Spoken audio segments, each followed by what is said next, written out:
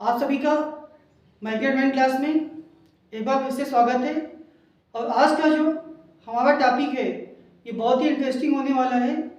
उसका कारण ये है कि हम लोग आज बात करेंगे 2 डिजिट पे, और वो 2 डिजिट हमारी है 26। हम लोग बात करेंगे आज 26, 26 और देखेंगे इससे कितने महत्वपूर्ण क्वेश्चन निकलकर जो परीक्षा के लिए उपयोगी है, उससे हम लोग देखेंगे कि कितने कितने क्वेश्चन इस टॉपिक से बनते हैं। तो चलिए स्टार्ट करते हैं। मोस्ट इम्पॉर्टेंट क्वेश्चन जो इससे आने वाले हैं, हमें डिजिट याद रखनी है 26, और देखते हैं 26 जो डेट है कितनी महत्वपूर्ण होने वाली है। तो सबसे पहले एक बार हम लोग क्या करेंगे, ये जो 26 लिखा हुआ है, 26 जो लिखा हुआ है, एक बार इसको प्लस करके देखते हैं। तो जब 2 + 6 करेंगे तो 2 + 6 कितना हो जाता है, तो सबको पता है 2 + 6 क्या हो जाता है, तो 2 + 6 8 होता है। और अगर आप लोग थोड़ा सा दिमाग पे जोर डालेंगे तो आपको याद आ जाएगा कि ये जो 8 निकल के आया है ये क्या है, तो ये हमारे ग्रहों की संख्या होती है। क्या होती है, ग्रहों की संख्या होती है। तो देखा कितनी आसानी से हम लोगों ने 26 की सहायता से क्या याद रखेंगे, 26 याद रखना है और 26 को एक बार प्लस करना है। तो जब प्लस करेंगे तो क्या हो जाएगा, 2 + 6 8 हो जाएगा। और 8 हमारे क्या होते हैं, तो 8 ग्रहों की संख्या होती है। तो एक फैक्ट तो आपको ये पता हो गया। और अगर आपसे कोई पूछ ले कि जो 8 ग्रह होते हैं, अगर उनको हम लोग क्रम से लिखें, तो जब क्रम से लिखेंगे तो पहला ग्रह कौन सा आता है, बुध आता है। दूसरा कौन सा आता है, शुक्र आता है।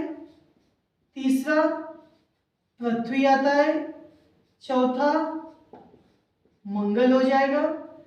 पांचवा बृहस्पति हो जाएगा। छठा शनि हो जाएगा। सातवां अरुण हो जाएगा। और आठवां क्या हो जाएगा, आठवां आपका वरुण हो जाएगा। तो देखा कितनी आसानी से एक एमसीक्यू कौन सा, कि ग्रहों की संख्या कितनी होती है, 8 होती है। ये 26 की सहायता से हम लोगों ने निकाल लिया। और जो ग्रह क्रम से कैसे होते हैं, ये दूसरा एमसीक्यू बन सकता है कि जो ग्रह होते हैं उनको आप क्रम से सजाइए। तो अगर हम लोग ऐसे याद कर लेंगे तो ये दूसरा एमसीक्यू बन जाएगा। आगे देखते हैं। अभी हम लोगों ने क्या किया था कि 2 और 6 को प्लस किया था। अब क्या करेंगे, इसी 26 को दिमाग में रखना है, और अगर प्लस किया है तो क्या करेंगे, इसको माइनस भी करेंगे। तो माइनस करने पे क्या आ जाता है, माइनस करने पर 4 आ जाता है। आसानी से हम लोग बता सकते हैं कि 6 से अगर 2 को माइनस करेंगे तो क्या आ जाएगा, 4 आ जाएगा। और 4 किसकी संख्या होती है, तो 4 जो होते हैं हमारे वेद होते हैं। क्या होते हैं, वेद होते हैं। तो वेद की बात करें तो सबसे पुराना वेद क्या होता है, तो सबसे पुराना वेद जो होता है वो ऋग्वेद होता है। ऋग्वेद के बाद कौन सा वेद आता है, यजुर्वेद आता है। यजुर्वेद के बाद सामवेद आता है। सामवेद के बाद अथर्ववेद आता है। इसको भी हम लोगों ने समझ लिया। फिर से रिपीट कर रहे हैं, हमें क्या करना है, 26 हमने डिजिट ली और उसमें क्या किया, एक बार प्लस कर दिया।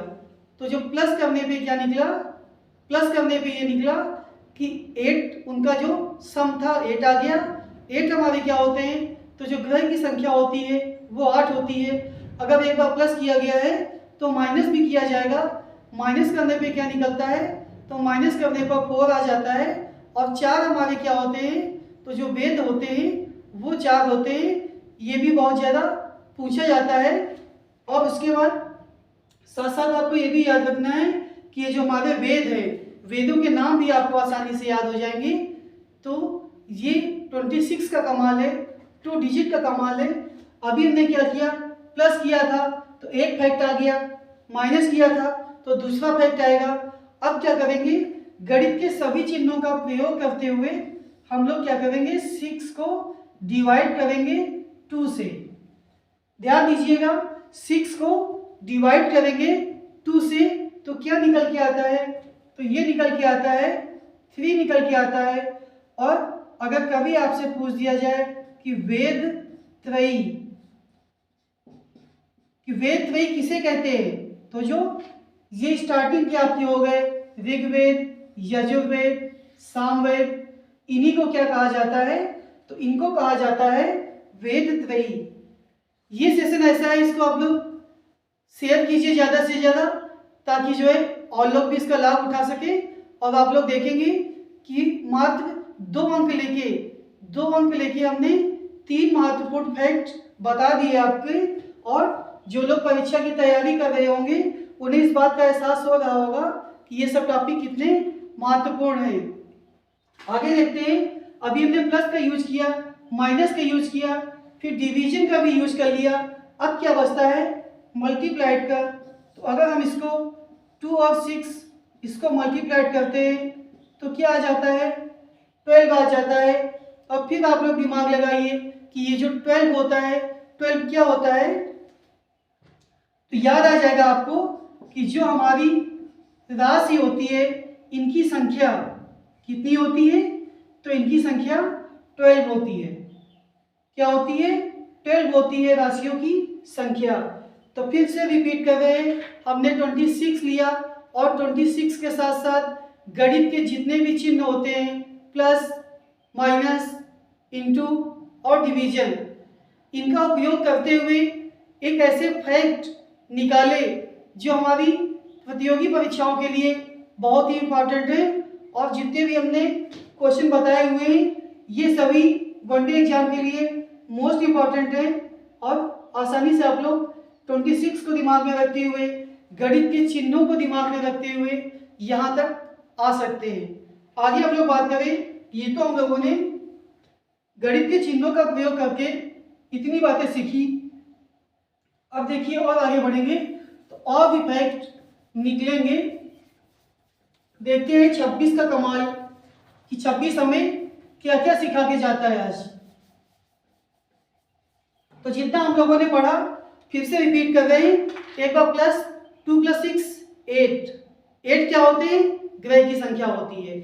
माइनस किया तो 4 निकला, 4 क्या होते हैं, हमारे वेद होते हैं। डिवीजन किया तो 3 निकला, 3 हमारे क्या होते हैं, तो वेद त्रयी होते हैं 3। फिर उसके बाद उसको मल्टीप्लाइड किया तो मल्टीप्लाइड करने पे 12 आ गया। और 12 हमारा क्या होता है, तो 12 होता है राशियों की संख्या। अब देखते हैं, हम लोग बात करेंगे 26 जनवरी 1930 की। बहुत ही महत्वपूर्ण तिथि है भारतीय इतिहास में, 26 जनवरी 1930। उसके पहले थोड़ी सी चर्चा हम लोग करेंगे। वो चर्चा होगी जो 1929 का लाहौर अधिवेशन हुआ था। ध्यान से सुनिएगा, 1929 का जो लाहौर अधिवेशन हुआ था,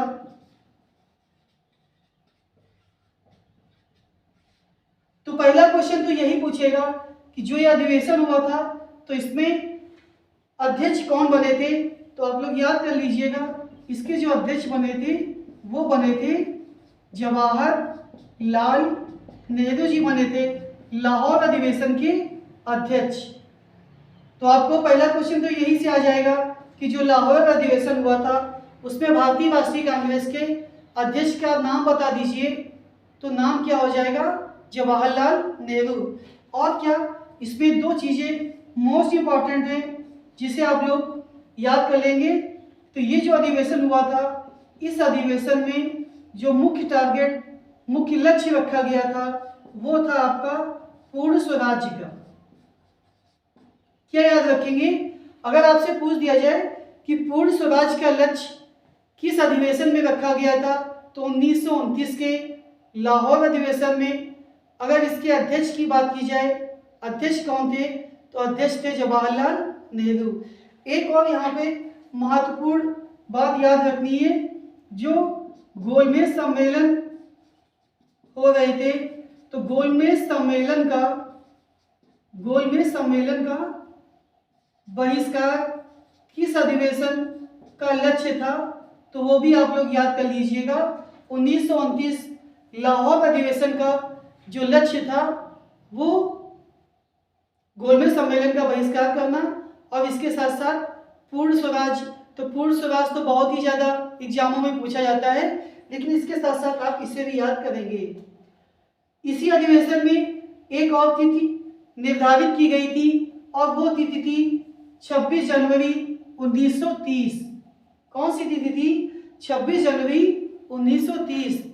इस तिथि को ये टारगेट बनाया गया था कि हम लोग इस दिन अपना पहला स्वतंत्रता दिवस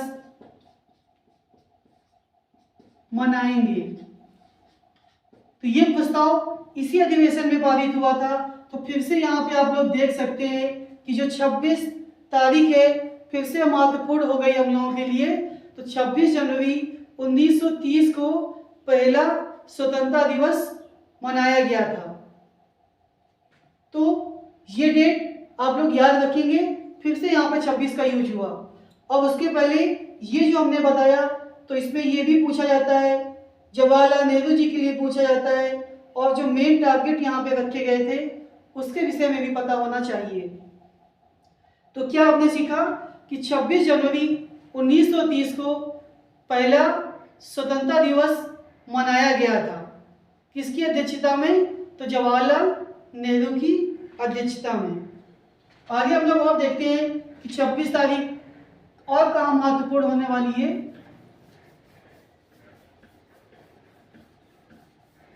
अब हम लोग बात करेंगे 26 नवंबर की।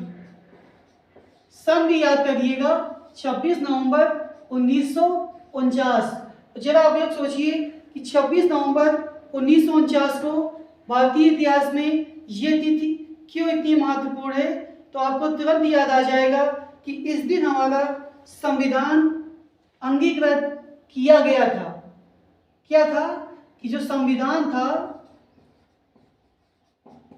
संविधान को इसी तारीख को अंगीकृत किया गया था। तो इसलिए फिर से एक बार यहाँ पे 26 तारीख मोस्ट इम्पॉर्टेंट हो जाती है। तो आप लोग ध्यान से इस सेशन को देखें और अन्य लोगों तक भी शेयर करें। कैसे हमने 2 डिजिट लेके इतने महत्वपूर्ण टॉपिक पे चर्चा कर दी। तो और क्या याद रखना है, अगर कभी आपसे पूछ दिया जाए कि संविधान दिवस हम लोग कब मनाते हैं, क्या पूछ दिया जाए कि संविधान दिवस हम लोग कब मनाते हैं, तो ये मनाते हैं 26 नवंबर को। तो ये भी आपका एमसीक्यू हो गया, ये भी आपका एमसीक्यू हो गया, और ये भी आपका एमसीक्यू हो गया कि संविधान को कब अंगीकृत किया गया है। तो इसको हम लोग ईयर के साथ, डेट के साथ याद रखेंगे। तो ये आपके जो फैक्ट हैं सब आगे बढ़ते जा रहे हैं, तो सबको आप नोट करते चले और 26 तारीख के महत्व को देखिए। एक और डेट हम लोग डिस्कस करने वाले हैं और वो डेट है 26 जनवरी 1950। फिर से आप लोग सोचिए कि इस डेट को क्या हुआ था, 26 जनवरी 1950। तो सब लोगों को पता है ये डेट क्या हुआ था इस डेट को। तो इसमें गणतंत्र दिवस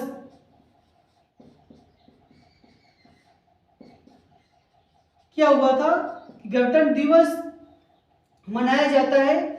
और दूसरा कह सकते हैं कि जो भारतीय संविधान था उसके सभी अनुच्छेद पूरी तरह से कब लागू हुए थे, तो 26 जनवरी 1950 को लागू हुए थे। तो यहाँ पे फिर से देखिए 26 जनवरी 1950 में डेट क्या निकल के आ रही है, फिर से 26। एक और इम्पॉर्टेंट डेट निकल के सामने आई कि 26 जनवरी 1950 को क्या हुआ था। कभी कभी ये भी पूछ लिया जाता है कि जो हम लोग जब संविधान 26 नवंबर 1949 को बनकर तैयार हो गया था तो उसी दिन इसे लागू क्यों नहीं किया गया था। तो इसका सीधा सा जवाब है कि अभी हम लोगों ने जो डिस्कस किया है कि 26 जनवरी 1930 इस दिन प्रथम स्वतंत्रता जो दिवस था वो मनाया गया था। तो इस डेट को महत्वपूर्ण बनाने के लिए हम लोगों ने ये डिसाइड किया कि जो हम लोग संविधान पूरी तरह से जब लागू करेंगे तो वहाँ भी 26 जनवरी होनी चाहिए।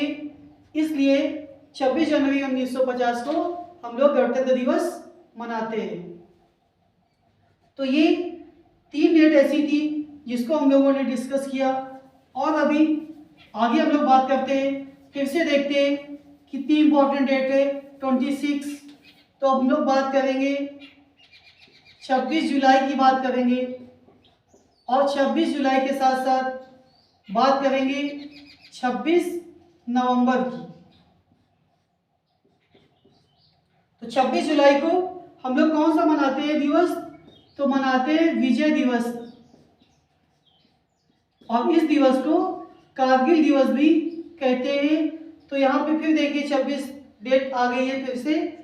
अगर बात करें 26 नवंबर को कौन सा दिवस मनाते हैं तो 26 नवंबर को याद कर लीजिए विश्व पर्यावरण संरक्षण दिवस।